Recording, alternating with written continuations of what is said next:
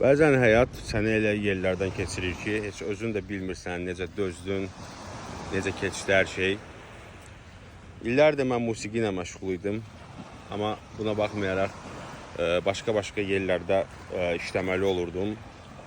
Və bu biraz sıxırdı, çünki istədiyim yerdə deyildim.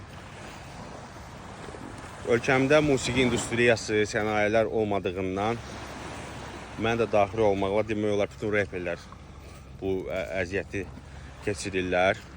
Düzdür, bəzilərin egoları bunu dilə gətirməyə imkan yaratmır, amma bu doğrudan da təəssüflər olsun ki, böyük problemdir. Çünki bizim reperlər demək olar ki, istər Türkiyə olsun, istər Avropa olsun, yəni biz çox güclüyük, yəni söz yazarı olaraq, şairlik baxımından.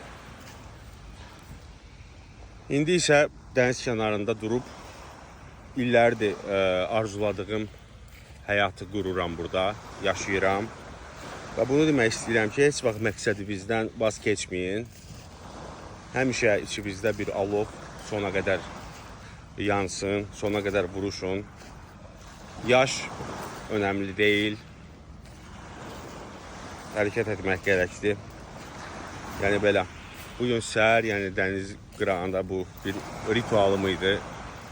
Ürəyimdən keçən bəzi arzuları içimdə pıçıldadım. Hər kəsə uğurlar arzu edirəm. Motivasyon bir video olsun. Hər kəsin yaxşı olmağı diləyi ilə hər kəsə uğurlar, sabahınız xeyir olsun.